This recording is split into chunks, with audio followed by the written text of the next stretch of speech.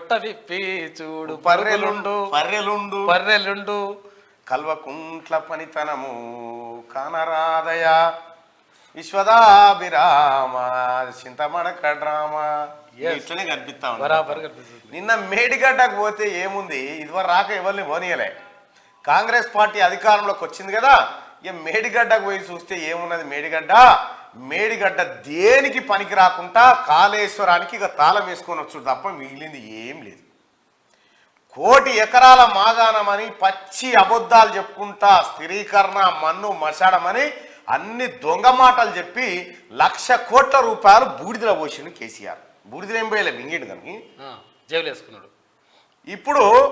ఇప్పుడు మళ్ళా నంగనాచి మాటలు ఇక ఎట్లా చెప్పినా కేసీఆర్ మనకు వరప్రదాయిని కాళేశ్వర ప్రదాత న్యూయార్క్ టైమ్స్ స్క్వేర్ కాడ బుర్జు ఖలీఫా మీద మొత్తం ప్రపంచంలోనే అతిపెద్ద ప్రాజెక్టు ఎత్తిపోతల లిఫ్ట్ ఇరిగేషన్ ప్రాజెక్టు దాంట్లో నేషనల్ జియోగ్రాఫిక్ ఛానల్లో డ్రోన్ షాట్స్ ఇంకా కొంతమంది యూట్యూబర్స్ తీసుకుపోయి ఇది కదా కేసీఆర్ అంటే ఇట్లా అన్నారు. ఏమైందయ్యా కాళేశ్వరము అనే ఓ పాట అయ్యో గలగల్ల పారేటి గంగమ్మ తల్లి వాళ్ళు వచ్చింది మన నల్లరేగల్లకి పారించినాడమ్మ అనే బయటవాయి మాటలు అని చెప్పారు.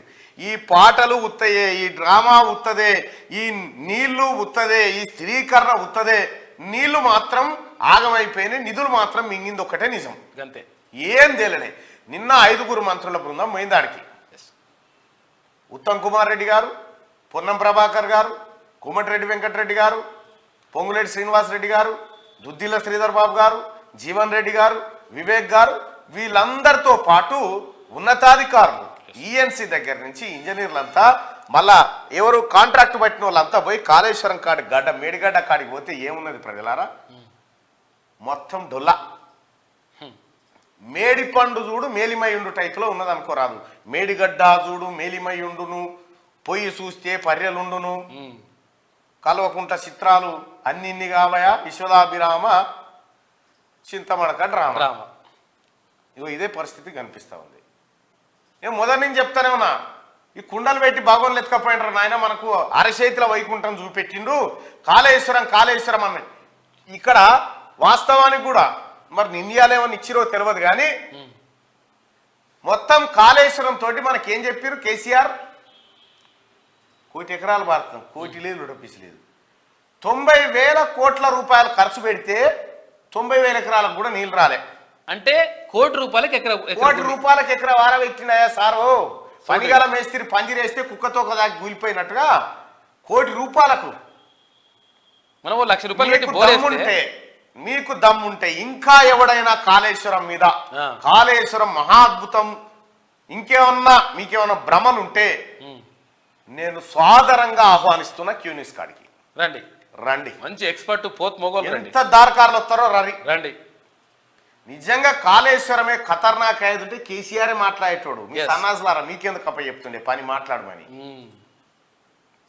కేసీఆరే మాట్లాడేటోడు. అటు రాముడు బంద్ అయిపోయింది ముచ్చట, హరీష్ రావు మూసుకున్నాడు, కేసీఆర్ మూసుకున్నాడు. ఈ కింద ఈ బిస్కెట్ డాగులు అన్నీ ఎదురుతా ఉన్నాయి. అంతే, ఈ బిస్కెట్ డాగుల పని మీకు కూడా అవుతుంది. మిమ్మల్ని చూసి ఆయన నవ్వుతా ఉంటాడు, వాళ్ళు చెప్పింది కరెక్టేరా అని చెప్పి.